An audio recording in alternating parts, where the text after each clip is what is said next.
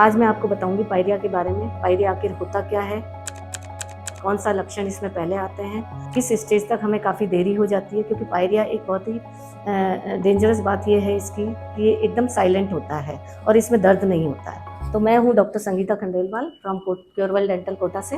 हम जो रोज़ खाना खाते हैं उससे दांतों पर एक लेयर जम जाती है जिसे हम प्लाक कहते हैं। ये एक चिपचिपा होता है। जब ये धीरे धीरे हार्ड हो जाता है तो टार्टर में बदल जाता है। ये दांत और मसूड़ों के अंदर की तरफ जमा हो जाता है और यहीं से होती है हमारे पायरिया की शुरुआत। अंदर से धीरे धीरे जमा होते होते मसूड़े और दांत के चारों तरफ की हड्डी को खोखला कर देता है और जब ये अंदर से खोखली हो जाती है तो हमारे दांत धीरे धीरे हिलने लगते हैं। अब मैं आपको पायरिया के लक्षण के बारे में बताती हूँ। इसमें पहला लक्षण है कि आप जब ब्रश करते हो तो आपके मसूड़ों से खून आना। अगर ये कभी कभी आता है तो चलता है, लेकिन अगर डेली आता है तो इसका मतलब है कि मसूड़े आपसे हेल्प मांग रहे हैं। दूसरा लक्षण इसका ये है कि मसूड़ों से या मुंह से बात करते समय बदबू आना। कई लोग सोचते हैं कि ये बदबू हमारे पेट से आ रही है, लेकिन वो मुंह में जमे हुए बैक्टीरिया की वजह से होता है। जो टार्टर की लेयर हो जाती है, जो कैलकुलस की लेयर है, उसकी वजह से हमारे मसूड़ों में, मुंह में जब बात करते हैं या हम सुबह उठते हैं तो काफ़ी बदबू आती है। तीसरा लक्षण है कि मसूड़ों में सूजन आना या उसे टच करते समय वो सेंसिटिव होना। ये बहुत ही डेंजरस स्टेज होती है।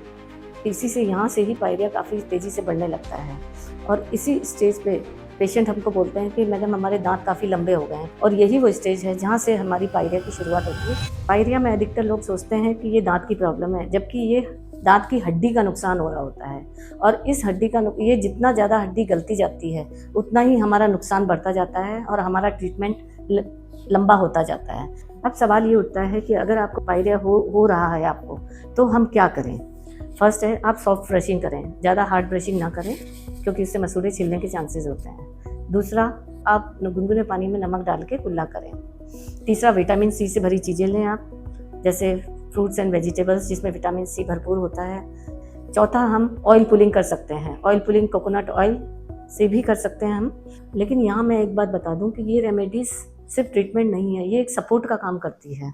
अगर आपके टार्टर जम गया है या कैलकुलस जम गया है तो उसे हम ब्रश से नहीं हटा सकते, और अगर हम उसे कोशिश करते हैं ब्रश हटाने की और वो नहीं हटता और हम ये रेमेडीज़ करते रहते हैं तो अंदर ही अंदर हमारे बैक्टीरिया ग्रो करते जाते हैं और हमारी हड्डी का लॉस होता है। इसलिए अगर टार्टर जब जम चुका है और वो नहीं हटता है तो हमें डेंटिस्ट के पास जाकर इसे रिमूव कराना पड़ता है, यानी कि स्केलिंग ही करानी पड़ती है। और उसी से ही स्केलिंग जब हो जाती है हमारी, उसी से ही हमारा ये टार्टर ख़त्म होता है और बैक्टीरिया की कॉलोनी जो बन जाती है वो हट जाती है और हमारा पायरिया वहीं रुक जाता है। और सबसे इम्पोर्टेंट बात, ट्रीटमेंट जितना जल्दी शुरू होता है उतना ही सिंपल होता है और उतना ही नुकसान हमें कम होता है और जल्दी ही रिकवरी होती है। और जाते जाते मैं वीडियो की वो बात याद दिला दूँ जो मैंने शुरू में कही थी कि लोग क्या गलती करते हैं। हार्ड ब्रशिंग, ज़्यादातर लोग हार्ड ब्रशिंग करते हैं, बहुत ही तेज़ी से ब्रश करते हैं। हार्ड ब्रशिंग सोचते हैं कि हम जितना तेज़ी से जितना हार्ड करेंगे उतना ही हमारे जल्दी गंदगी निकलेगी, पर ऐसा नहीं है। उससे मसूड़े नीचे चले जाते हैं, मसूड़े छिलने लगते हैं। अगर आपके मसूड़ों में भी खून आना शुरू हो चुका है तो आप इसे इग्नोर मत कीजिए, क्योंकि पायरिया एक साइलेंट बीमारी है जो बढ़ने पर ही पता चलती है। अगर आपको मेरी वीडियो पसंद आई हो तो आप इसे लाइक करें और शेयर करें। सब्सक्राइब करना ना भूलें। अगर आप कोटा में रहते हैं या कोटा के आसपास के क्षेत्र में हैं तो आप मेरी क्लिनिक पे विज़िट कर सकते हैं, क्योरवेल डेंटल पे। धन्यवाद।